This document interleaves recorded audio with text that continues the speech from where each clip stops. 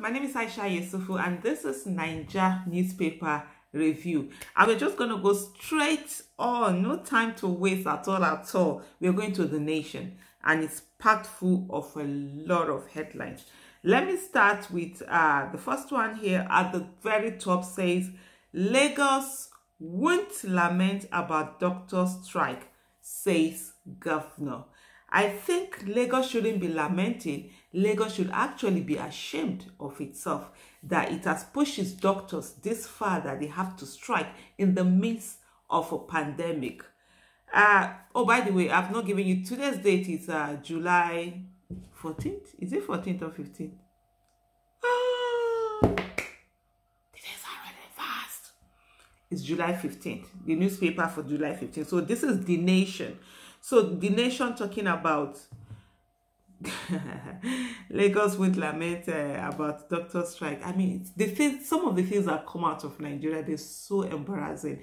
You imagine doctors are having to go to strike just for them to be heard. And unfortunately in Nigeria, you are not heard until you take certain drastic action. And for me, I will always support the doctors. Honestly, they're putting their lives on the line for us, and we are not doing the needful by them. If anything should happen to them, their families aren't even guaranteed good life. Even their children will not be guaranteed good quality education, because unfortunately in Nigeria, access to good quality education is dependent on the economic status of one's family. So as far as I'm concerned, they should do it's a warning strike that they've gone on to. It's really important. The Lagos state government should do the needful. Lagos state has enough money. Come on, they should even be paying more than the federal government, really. So the next thing, of course, we'll hear. There's this headline that I find I don't understand the headline. It says cancelling of WACS. That's the West African. The certificate that secondary school, I don't know the full meaning. I should know that, right? But anyway, I don't know. Cancelling of WACS may trigger criminality, says Afe Babalola. So I'm trying to understand, how is cancelling of WACS going to trigger criminality? We have a unique situation at hand. Aren't you supposed to be looking at how to solve this problem? Is there another way to get this done? How do we just assume, oh, because they've not written this exam, they just all of a sudden criminality comes into place? I don't even get it. A lot of countries are using predicted grade. They're looking at the child's work. What is the thing that you expect them to get? They're using that, and then they're saying to the student, look, if you feel that the predicted grade is not good enough for you, you can always come maybe by January and write the exam. Why do we make things difficult? We're talking about life here. We can't risk the lives of our children just because we want to feel good. We want to continue to do things the old way. Other headlines, of course, you have Ondo PDP aspirant testify against Ajayi. That drama continues over there. We have Edo 2020 protests in Edo over Obaseki's plan to take 20 billion loan. Sponsored protests can't distract our voters. I mean, it's always an issue when there's one thing they will say it's sponsored protests or not, but then get that headline. For me, when citizens protest, it's their fundamental right to be able to come out and say, look, we don't agree with this, and they can protest peacefully, and it's for the government to listen. Whether you think it's sponsored or not sponsored, listen to them and look for ways to make things work. And then there's of course, there's a picture on The Nation of travelers who are at the airport. Remember, local flights have resumed in Nigeria. Then the big one we have here is Keyamo gets Buhari's nod on 774,000 public works job. Of course, we get the nod. What does the president want? He wants everything to be quiet now. Or let people.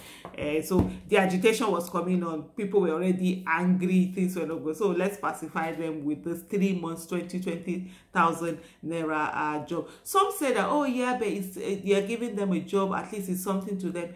It's not sustainable. You can't employ people and say to them, first of all, put them through the portals, go and apply, go and do this.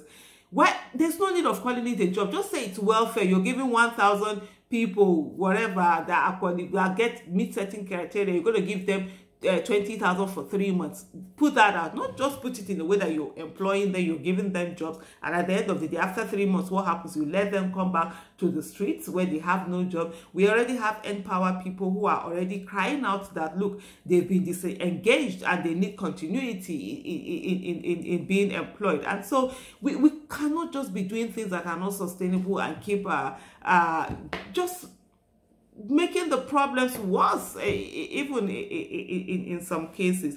But anyway, for me, there's nothing, it's as expected. Definitely Buhari is going to support that. This NDDC, the next headline here says NDDC forensic auditors to examine 8,000 documents, says Akpabio. There's so much drama that is going on. I mean,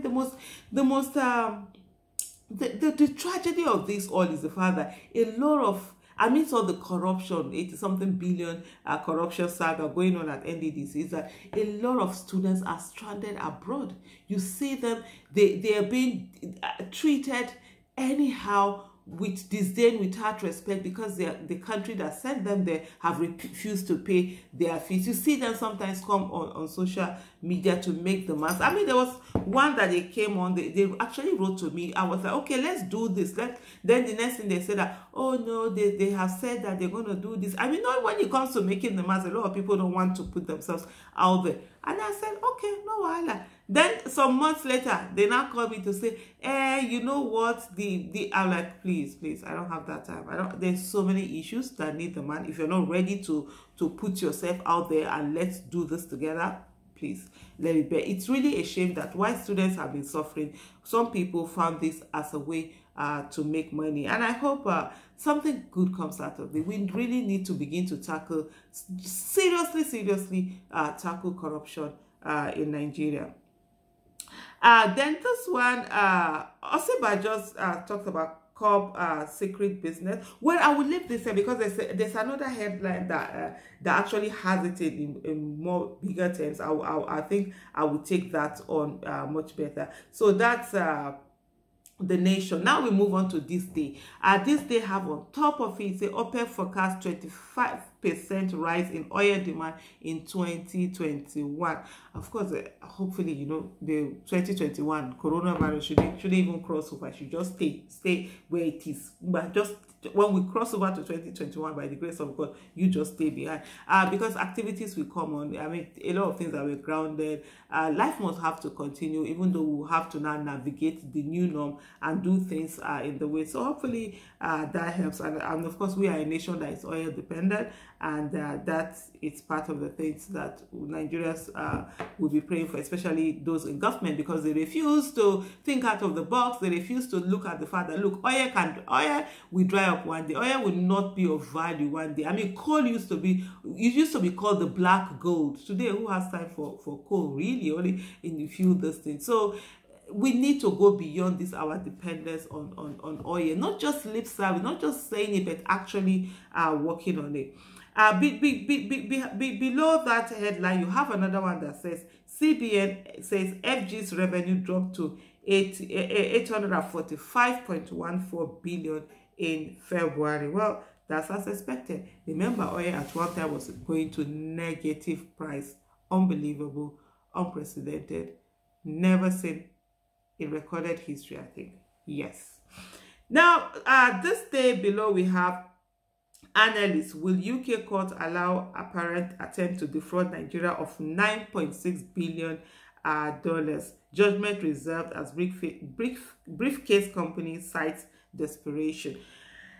Well, the thing is that it's not the way we do our things anyhow and think that nothing will come out of it. That's not the way other would do their things. Sometimes justice is just, it might not be fair, but that's what it is. That's why you need to have everything.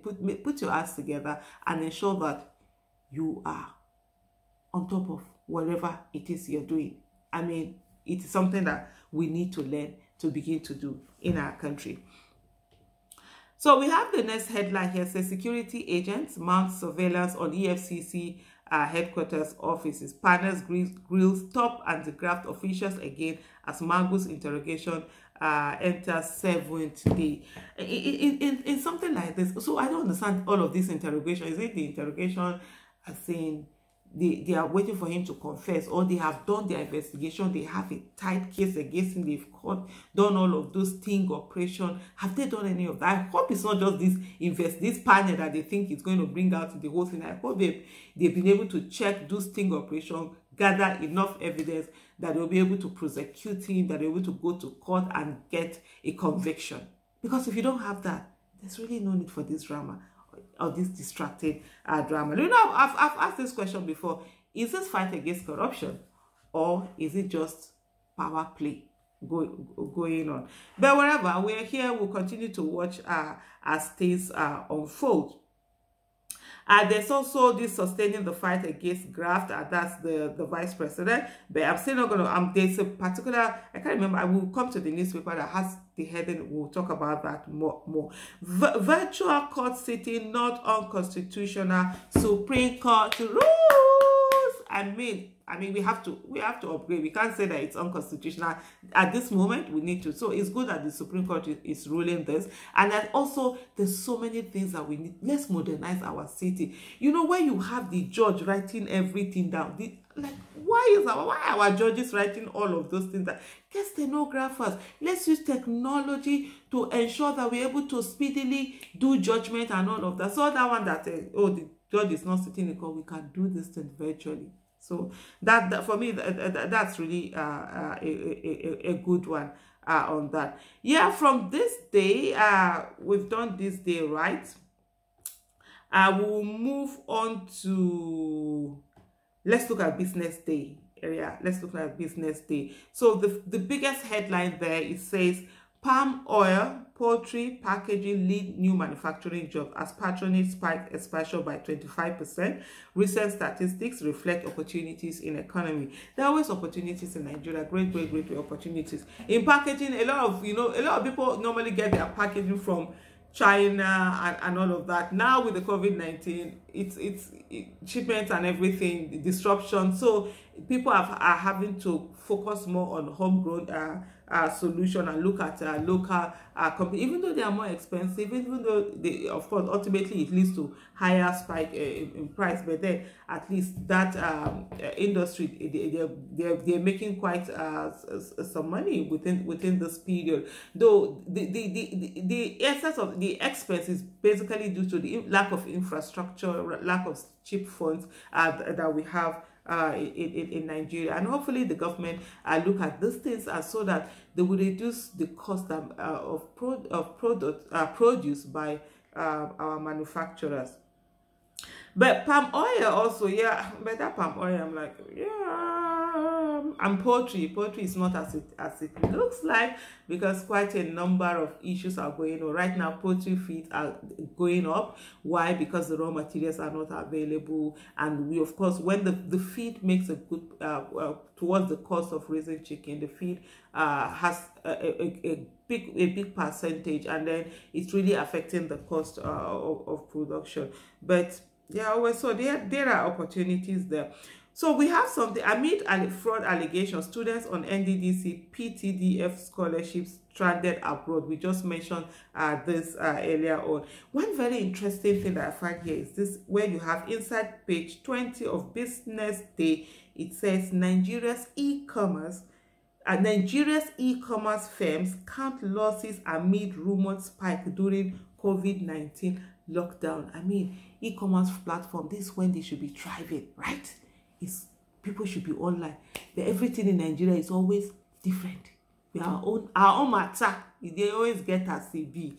So it's just not funny at all. There's so many things, going on, and this loss of we have the population, but not many people. The literacy level and rate is quite low. Our spending power is low. So there's how many people are even online to do all of these things? But it just shows that there are so many opportunities in Nigeria if only we will just have the right kind of leadership that will sit down and begin to create enabling environment for businesses to thrive. So now we come to the Guardian. Yes, the Guardian. And in that, the Guardian, I have that story that I want us to really talk about. But before we come to it, let's look at some of the top headlines there. Senate amends law, imposes life imprisonment on kidnappers. Fantastic one there. And of course, part of that story also, they have now made rape is now a crime, rape against men, because rape the way our law was made before, it was the rape was just for female women are raped, but it didn't talk about boys and men being raped. And of course, it's been happening a lot. Men are also raped. Boys are also raped. So it's good that the laws are being amended. This is the way it should be. Laws should be fluid. It should constantly be changing. They should constantly be amended and looked at and checked to see how they go with the times. The next thing here, of course, we have Nigeria's Itegbojie emerges UN General Assembly special session interim president. Well, congratulations to Nigeria on that. Afeba Balola decries Nigeria's withdrawal from 2020 was. We talked about that before.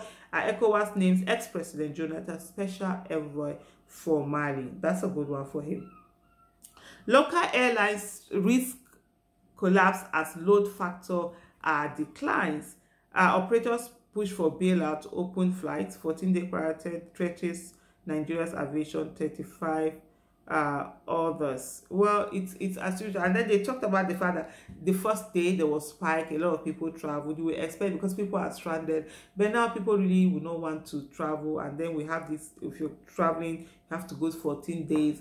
I'm saying here, I don't even know how it is. You now fly. There's so many rules attached. Some are telling you that you have to get a certificate saying that you don't have COVID, and then when you get there, you go into isolation. You go into this, so you just rather stay where you are until waiting for all of this to blow over. And the airlines are really hard hit. Hotels, the tourism market, it's really hard hit. But at this stage, people just want to be safe, and hopefully let's see how this all goes on.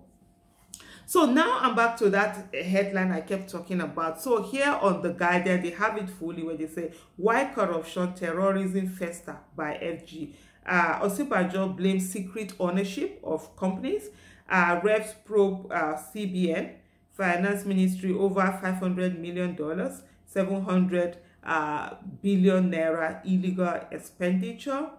Lawmakers must evolve laws to safeguard public funds, and that's very important, because our public funds are not safeguarded. People are just taking them anyhow, and they take it into, they go on and they use it to lord it over the rest of us. It's so unbelievable when you see people who are flaunting wealth, that you know that these are stolen wealth, this is our money, and yet they had the temerity to be flaunting it in our own faces. It's unbelievable. The issue of, I remember in 2015 February, when he was there, they went before, that was before the 2015 election.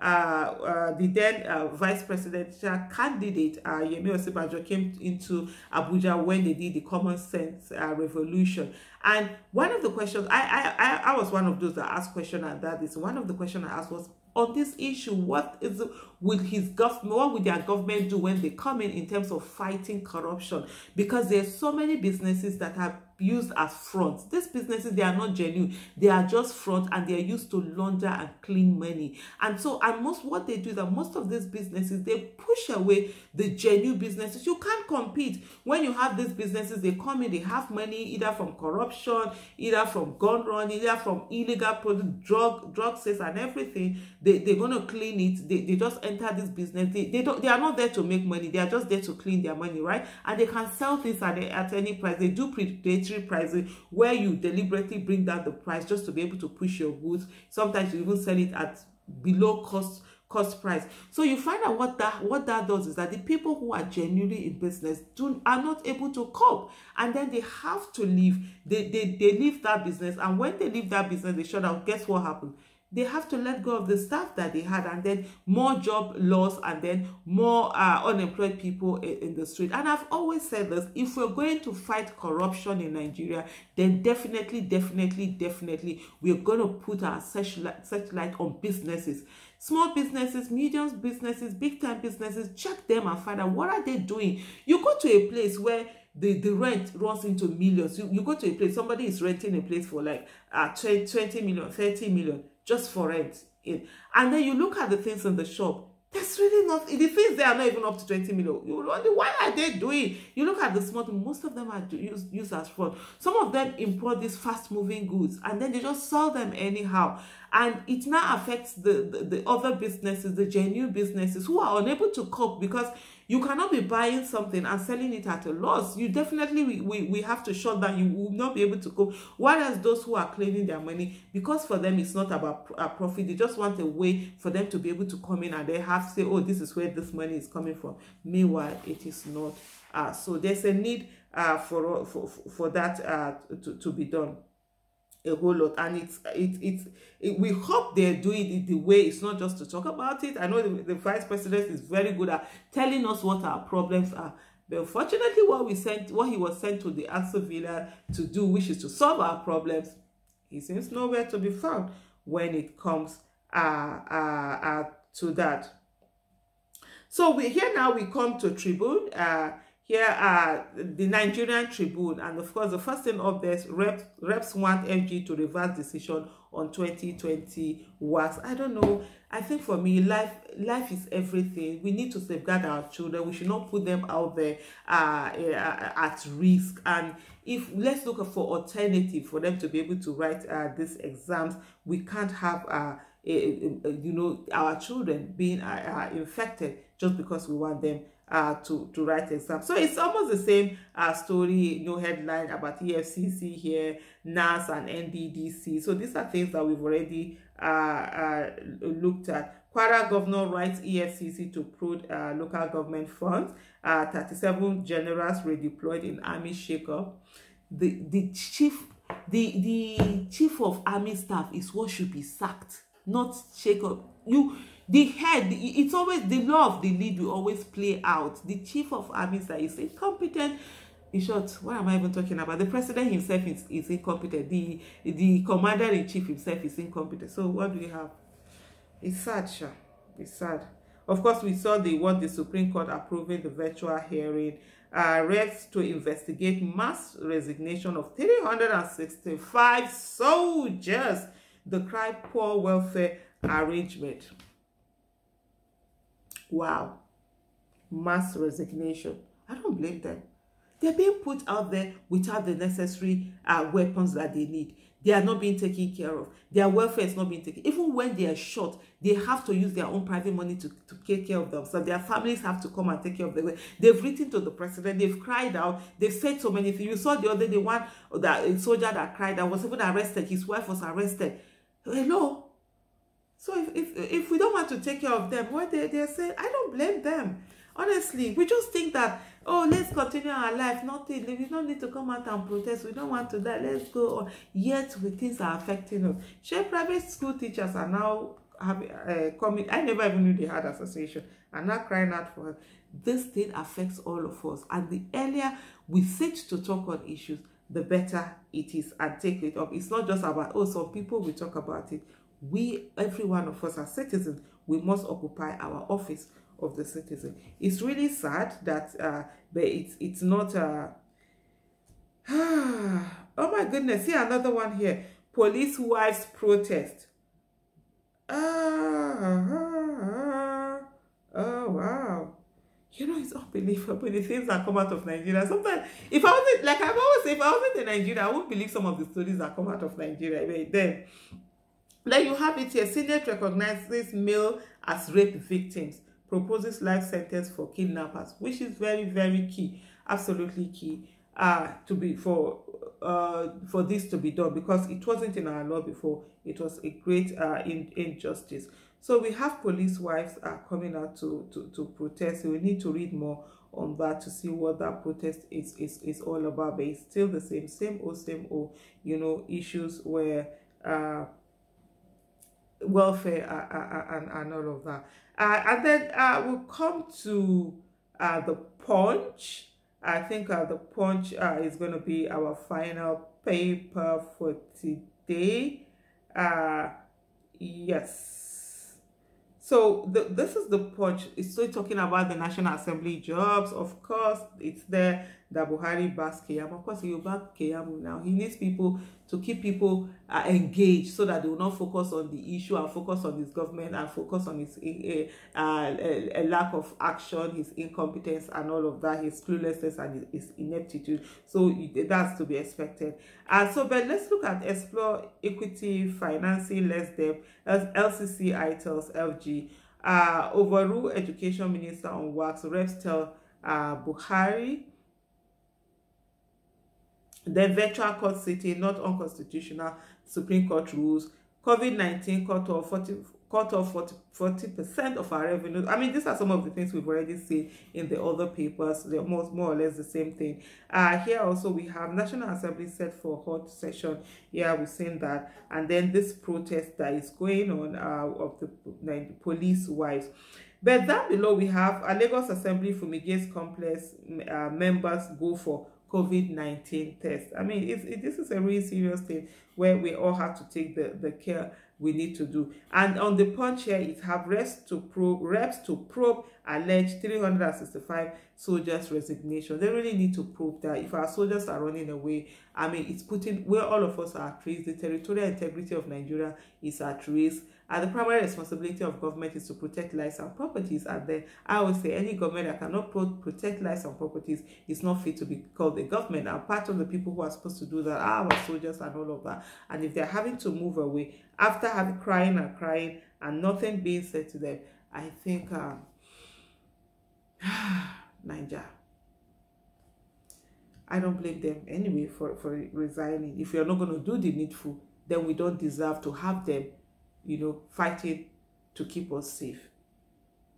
Then the next one here, Ogun needs 26 billion to complete Sango Agbado Highway.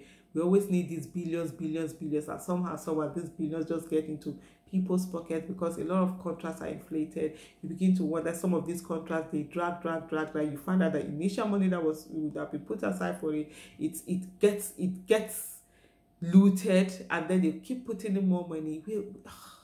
It's so tiring sometimes when you just look at the headlines. It's just so sad. Missing Lagos nurse found in Osun Hotel.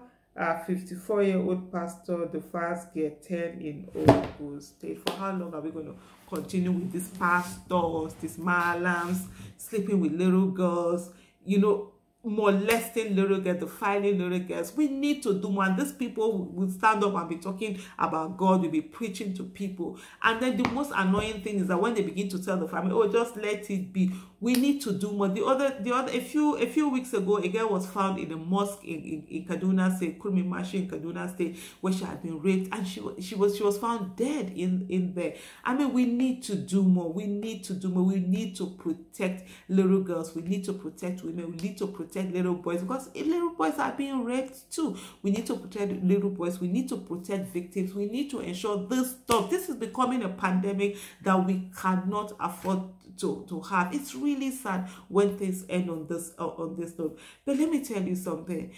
Nigeria is our country, and we have to do the needful. We have to fight for Nigeria. Amidst all the news and the drama going on, we must not forget that we must occupy our office of the citizens, and we must make the mark. If the people who are giving bad governance, who are making the wrong decisions, don't get tired, we demand for good governance and ask for right decision to be made, must never get tired.